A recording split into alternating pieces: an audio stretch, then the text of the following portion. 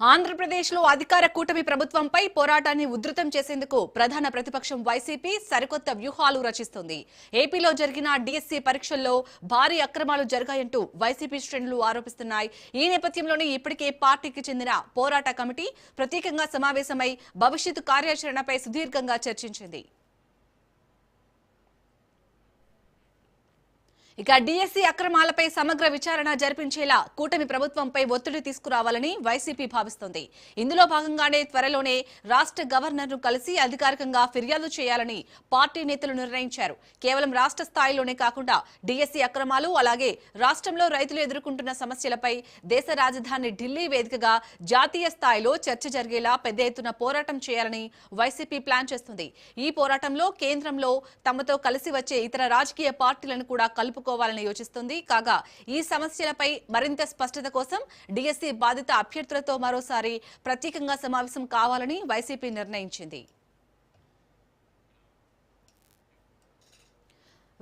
డిఎస్సిలో జరిగే అక్రమాలకు సంబంధించి ఇప్పటికే వైసీపీ పోరుబాట పట్టింది. ఇప్పుడు జాతీయ స్థాయిలో కూడా నిరసన చేపట్టడానికైతే సన్నద్ధమవుతున్నట్టుగా తెలుస్తుంది. మరిన్ని డీటెయిల్స్ ని మా ప్రతినిధి రమేష్ అందిస్తారు. రమేష్,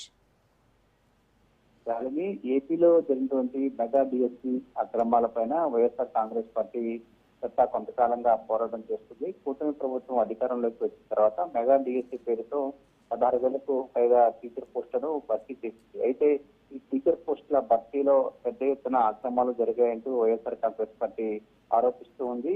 ఈ నేపథ్యంలోనే మెగా డిఎస్సిలో అక్రమాలపైన సిబిఐ చేత విచారణ జరిపించాలి. అంతేకాకుండా శాఖ మంత్రిగా లోకేష్ రాజీనామా చేయాలంటూ కూడా వైఎస్ఆర్ కాంగ్రెస్ పార్టీ నేతలు డిమాండ్ చేస్తున్నారు. మరోవైపు డిఎస్సి అభ్యర్థులు కూడా ఇటీవల జగన్మోహన్ రెడ్డితో సమావేశమయ్యారు. తమకు డిఎస్సిలో ఏ విధంగా అన్యాయం జరిగిందనే విషయాన్ని కూడా వైసీపీ అధినేత దృష్టికి తీసుకెళ్లడంతో పాటు తమకు న్యాయం చేయాలంటూ కూడా కోరారు. ఈ నేపథ్యంలో జగన్ కూడా డిఎస్సి అభ్యర్థులకు న్యాయం చేసేందుకు ఒక కమిటీని ఏర్పాటు చేశారు. అదేవిధంగా లీగల్ గా వాళ్ళకి సపోర్ట్ చేసేందుకు మరొక లీగల్ టీమ్ ను కూడా ఏర్పాటు చేయడం జరిగింది.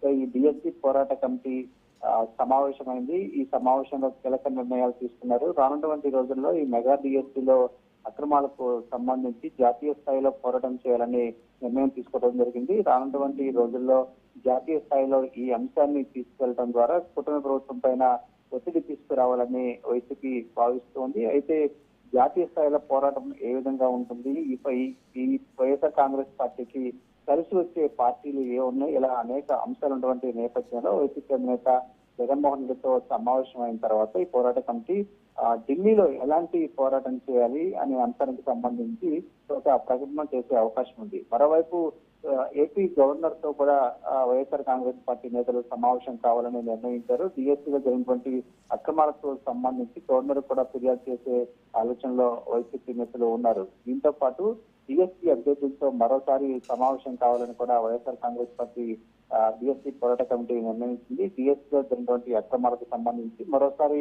విస్తృతంగా వాటితో చర్చించిన తర్వాత రానున్నటువంటి రోజుల్లో వారిని కలుపుకొని ఈ పోరాటాన్ని మరింత ముందుకు తీసుకెళ్లాలి. ఒకవైపు ఏపీలో పోరాటం కొనసాగిస్తూనే మరోవైపు జాతీయ స్థాయిలో ఈ అంశంపైన పోరాటం చేయడం, మరోవైపు లీగల్ గా కూడా ఈ డిఎస్సీ అభ్యర్థులకు న్యాయ సాయం అందించాలని కూడా వైఎస్ఆర్ కాంగ్రెస్ పార్టీ నిర్ణయించింది. Right, thank you Ramesh.